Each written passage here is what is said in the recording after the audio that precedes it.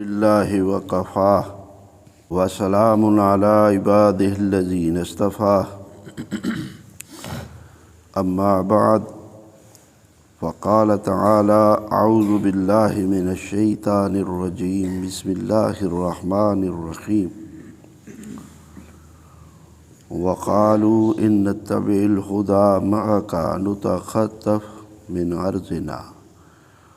اولم نمکن لهم حرما آمنا یجبی الیہ ثمرات کل شیء رزقا من لدنا ولکن اکثرهم لا یعلمون وکم اہلکنا من قریۃ بطرت معیشتها فتلک مساکنہم لم تسکن من بعدہم الا قلیلا وکننا نحن الوارثین۔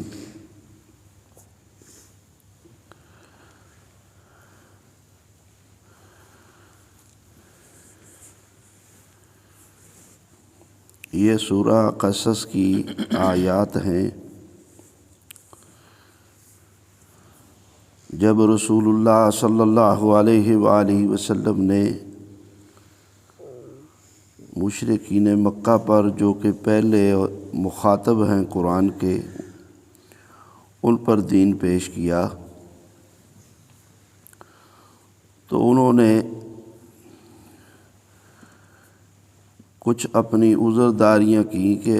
ہم اگر آپ کی پیروی اختیار کر لیں تو ہمارے لیے یہ چند پریشانیاں آ سکتی ہیں۔ اللہ تعالیٰ نے ان کے عذروں اور اعتراضوں کا جواب دیا۔ جو بھی انہوں نے اعتراض کیا قرآن میں اللہ تعالیٰ نے اس کا جواب دیا مختلف مقامات پر، بہت جگہ پہ مشرکین مکہ کے سوالات، اعتراضات، عذرداریاں اس کے جوابات ہیں۔ تو من جملہ یہ بھی ہے وَقَالُوا إِن نَتَّبِعِ الْهُدَى مَعَكَ، اور کہتے ہیں کہ اے محمد صلی اللہ علیہ وسلم اگر ہم تیرے ساتھ اس ہدایت کی پیروی کر لیں جو تو ہم پہ پیش کرتا ہے تو نتخطف من ارضنا، ہم تو زمین میں سے اچک لیے جائیں، دوسری قوم میں ہمیں چھوڑیں ہی نہ،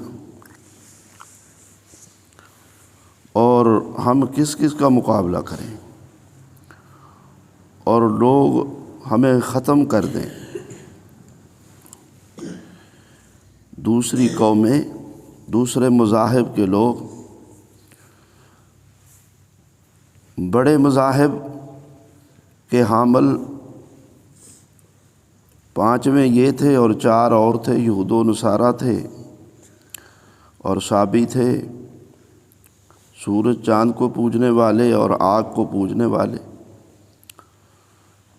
اور یہ بتوں کو پوجنے والے تھے۔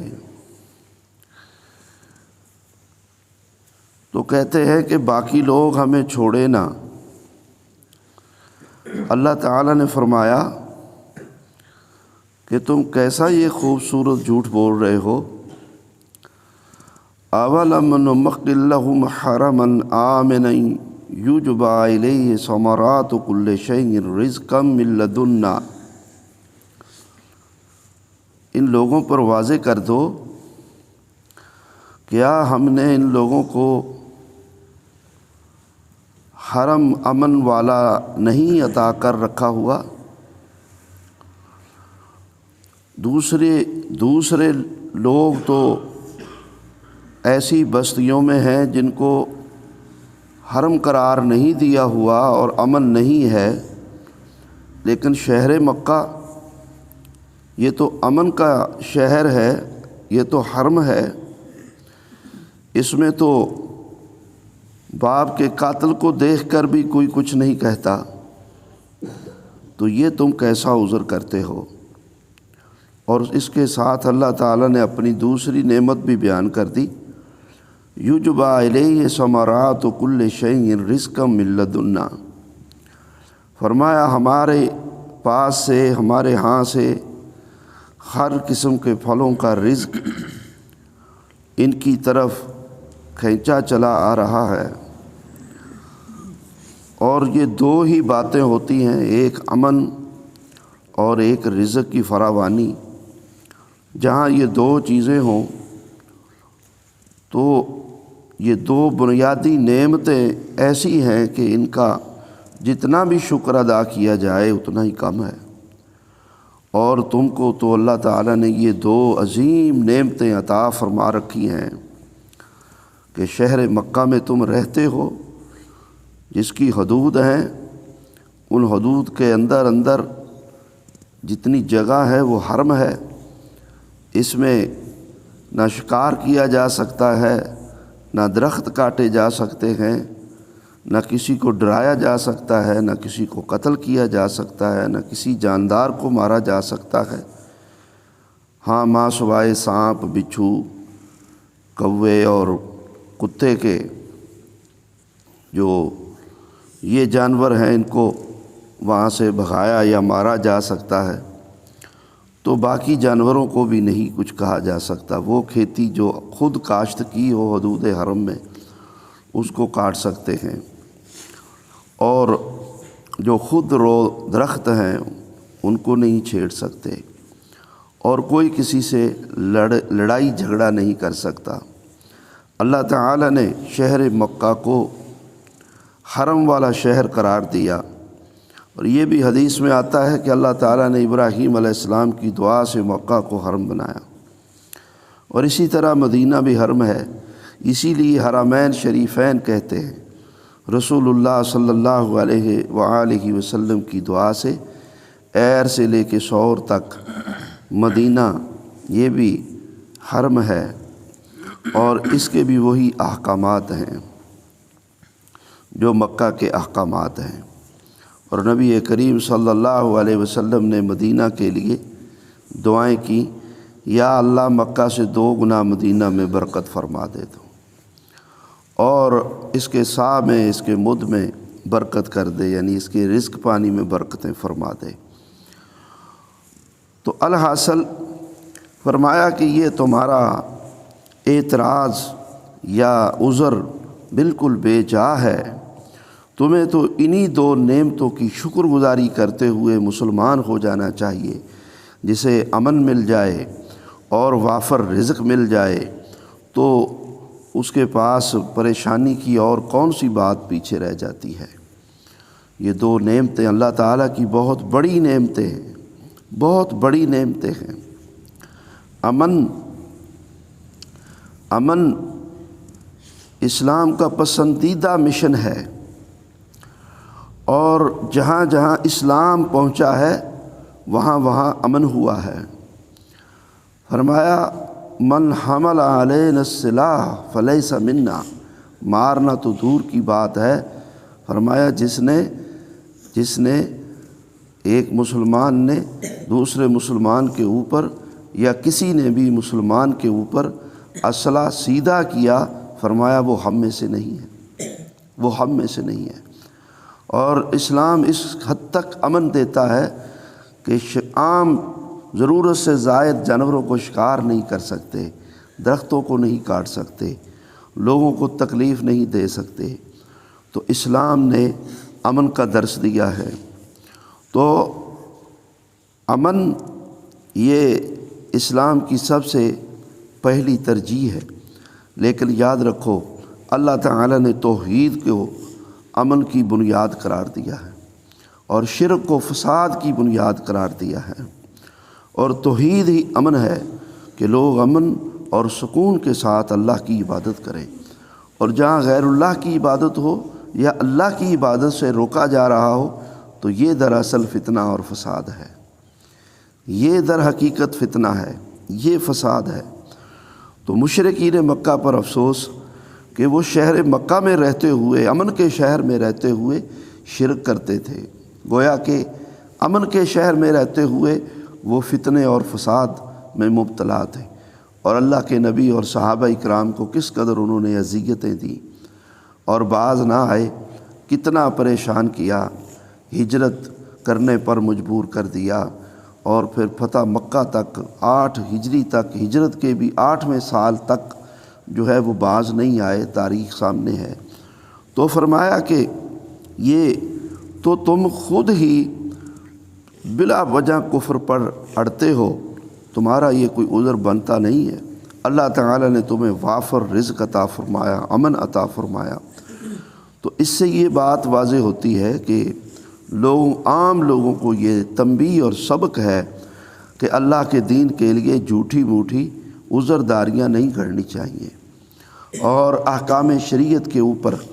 مسلمان بن کر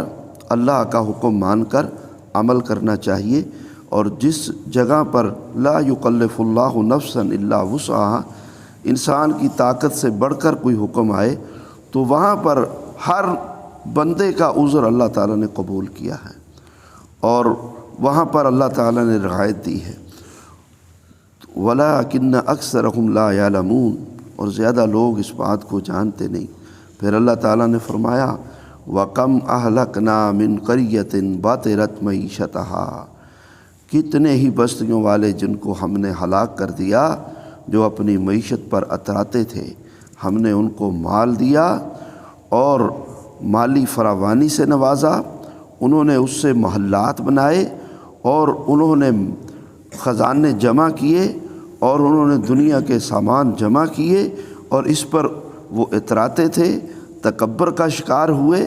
اور وہ ذوم باطل میں چلے گئے کہ شاید یہ عیاشی اور یہ فراوانی ہم پہ ہمیشہ رہے گی، لیکن فرمایا ہم نے ان کو ہلاک کر دیا۔ اگر وہ مسلمان بن کر عاجزی کے ساتھ رہتے تو ان کے لیے اچھا ہوتا۔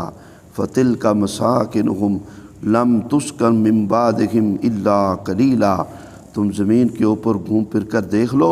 ان کے گھر، ان کے محلات، ان لوگوں کے اجڑنے کے بعد، تباہ ہونے کے بعد، ان گھروں میں کوئی آباد نہیں ہوا مگر خال خال، تھوڑے تھوڑے، کہیں کہیں کا دکا لوگ آپ کو وہاں پر ملیں گے۔ اور حدیث میں ہے کہ